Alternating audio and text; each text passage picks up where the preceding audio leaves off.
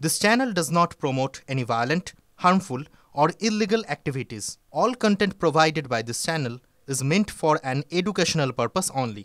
Top quality और consistent performance के लिए सिर्फ सिल्वर पंप नाम याद रखना। डेडलाइन পেরোনোর পর অবশেষে শোকজে জবাব দিয়েছেন হুমায়ুন কবির।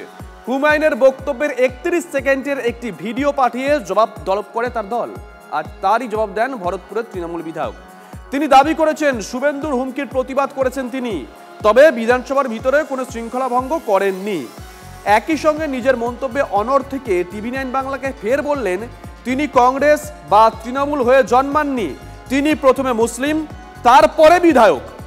দলবদলে জল্পনা উড়ালেন না ভরতপুরের হুমায়ুন কবির। দলের একাংশকে নিশানা করে তার মন্তব্য তিনি বিপাকে পড়লে আনন্দ পান হিংসুটেরা।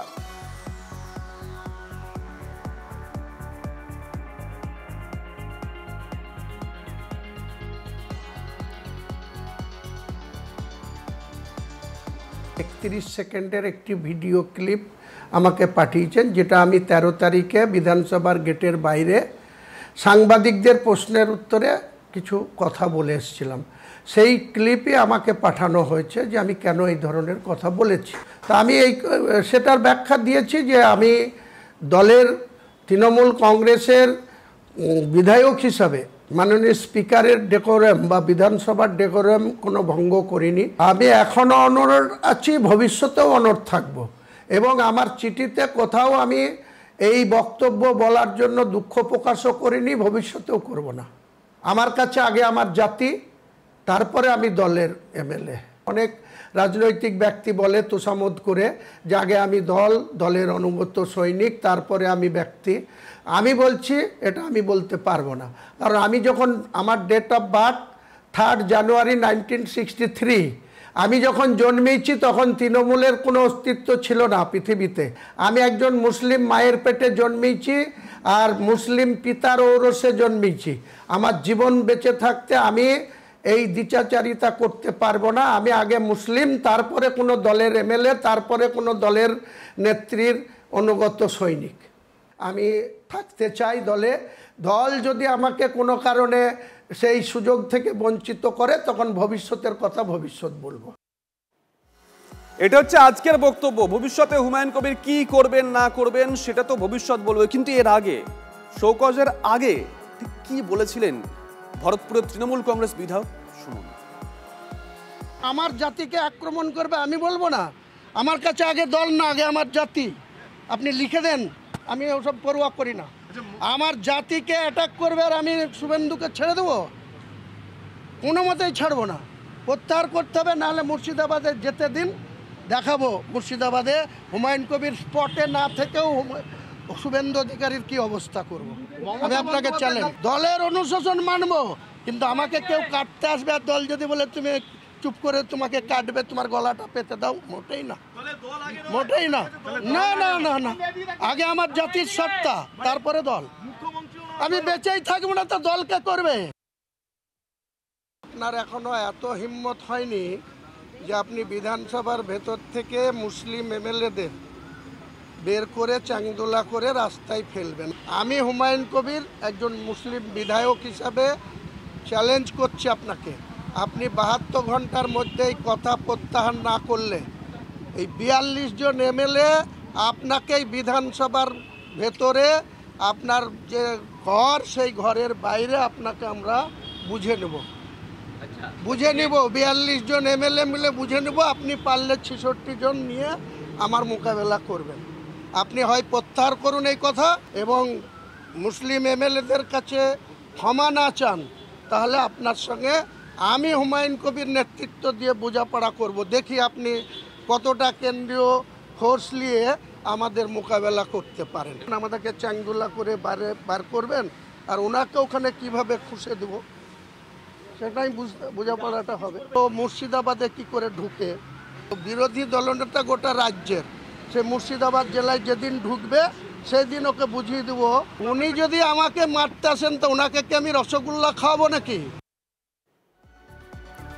দল শোকজ করেছে, কিন্তু তারপরেও হুমায়ুন আছেন, হুমায়ুনেই।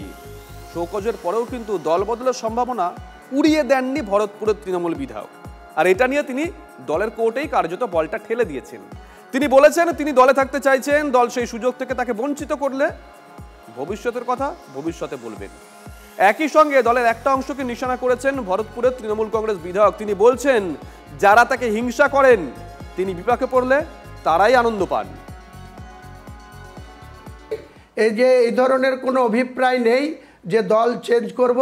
যতদিন বাঁচব মমতা বন্দ্যোপাধ্যায়কে আমার আইকন এবং অভিষেক বন্দ্যোপাধ্যায়কে আমার সেনাপতি মেনে আমি থাকতে চাই দলে। দল যদি আমাকে কোনো কারণে সেই সুযোগ থেকে বঞ্চিত করে তখন ভবিষ্যতের কথা ভবিষ্যৎ বলবো। কংগ্রেস বা বিজেপি বা সিপিএমের কোনো কর্মী কিন্তু এই আনন্দিত উল্লাসিত করেনি। তৃণমূলেরই 0.1% স্বার্থন্বেষী কর্মী, তারা আমাকে বহিষ্কার করবে সেই আনন্দে তারা ভরতপুরে আপনি খোঁজ নিয়েন যে মিষ্টি বিলি করেছিল, কাঁদিতেও করেছিল। তো হুমায়ুন কবিরের কি যায় এসেছে? হুমায়ুন কবির যে হুমায়ুন কবির ছিল সেই হুমায়ুন কবিরই আছে।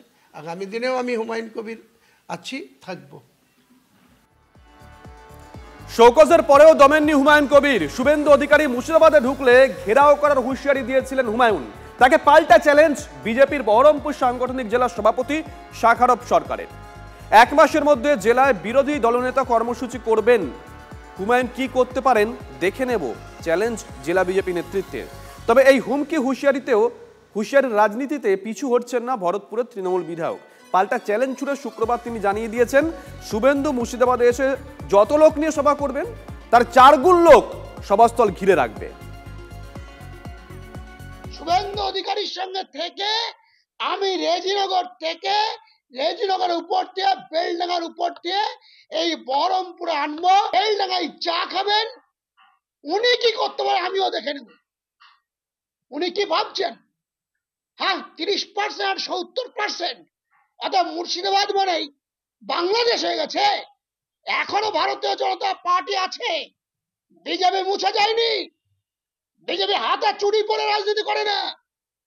বিজেপিতে আপনিও ছিলেন, আপনি জানেন বিজেপির পদ্মের কাঁটার কি জ্বালা। পদ্মের কাঁটাই চলে গেছেন ঘাসে। শাখারব সরকারের কত ক্ষমতা আছে, শুভেন্দু অধিকারীর ডেটটা যেন 15 দিন আগে থেকে 10 দিন আগে থেকে বড় বড় করে ফ্লেক্স দিয়ে জানিয়ে দেয় যে অমুক জায়গায় মুর্শিদাবাদের শুভেন্দু অধিকারীর সভা হবে। ও 10,000 লোক জোগাড় করবে সেখানে, তার 4 গুণ লোককে নিয়ে আমি নিজে তার সভা ঘিরে রাখবো, দেখবো কে তাদের উদ্ধার করে। ওরা যদি 10,000 জোগাড় করে আমি 40,000, ওরা যদি 20,000 জোগাড় করে আমি 80,000, ওরা যদি 50,000 জোগাড় করে আমি 2 লাখ লোক দিয়ে ঘিরবো।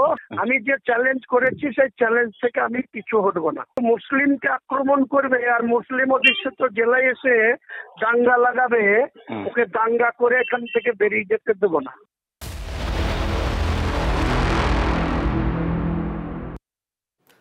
দেখুন, কিছুদিন আগেই আমরা দেখলাম শুভেন্দু অধিকারীর গড়ে ভাঙন ধরিয়েছে তৃণমূল, আর এবার কি উত্তরে গেরুয়া ঘাটিতেও তারা ভাঙন ধরাতে চলেছে। বিজেপির 1 ডজন বিধায়ক নাকি তৃণমূলে পা বাড়িয়ে আছেন। বিস্ফোরক দাবি করছেন তৃণমূল কংগ্রেস নেতা পোর খাওয়া পলিটিশিয়ান রবীন্দ্রনাথ ঘোষ। তিনি দাবি করছেন তৃণমূলের রাজ্য নেতৃত্বের সঙ্গে দীর্ঘদিন ধরে যোগাযোগ রেখে চলেছেন ওই বিজেপি বিধায়করা। তারা নাকি 26-এর ভোটের আগেই যোগ দেবেন তৃণমূলে, দাবি করেছেন রবীন্দ্রনাথ ঘোষ। কোচবিহারে কি কোনো বিজেপি বিধায়ক তৃণমূলে যোগ দিতে পারে? 3 জন বিধায়ক এখনও রয়েছে দীর্ঘদিন থেকে, তাদের সাথে কিন্তু একটা আলোচনা চলছে এবং তারা নিজেরাই আলোচনা করে ধীরে ধীরে ধীরে ধীরে এগিয়ে চলছে। দেখা যাক সময় আস্তে আস্তে কী দাঁড়ায়। অনেকগুলো উত্তরবঙ্গের বিভিন্ন জেলায় অনেকগুলো বিজেপির এমএলএ রয়েছে যারা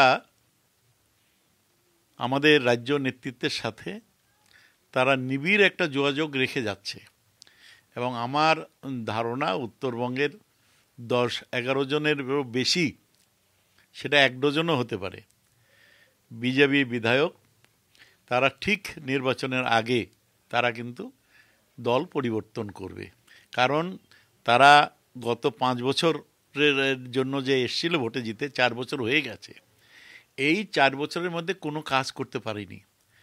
দিল্লি থেকে 100 দিনের কাজ মানুষের যেটা আটকে রেখেছে দিল্লির সরকার, বিজেপি সরকার, সেটা আনতে পারেনি।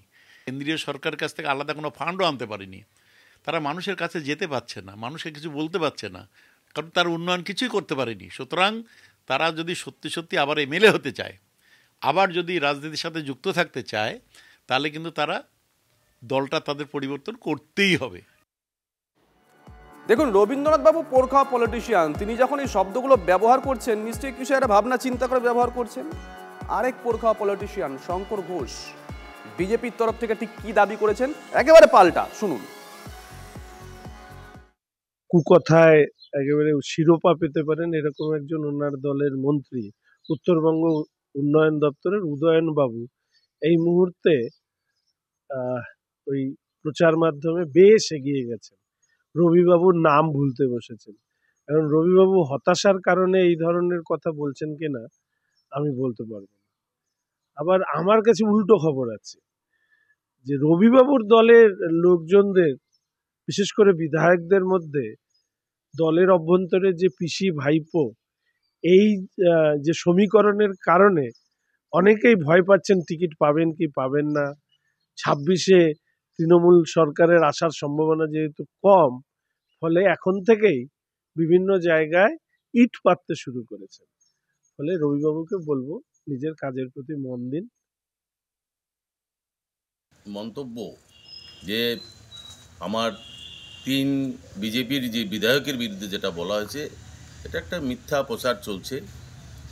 এবার তৃণমূল বিজেপি থেকে তৃণমূলে যায় না, তৃণমূল থেকে বিজেপিতে আসে, একটু অপেক্ষা করুন, শুধু সময়ের অপেক্ষা। আর 2026-এ পশ্চিমবঙ্গে ক্ষমতা বিজেপি আসছে একদম নিশ্চিত, কারণ মানুষ বিজেপির পাশে আছে। এটা ভিত্তিহীন, ঠিক আছে, এর মধ্যে কোনো সত্যতা নেই, ভিত্তিহীন। আমাদের কোনো বিধায়ক এখান থেকে জয়েন করবে না।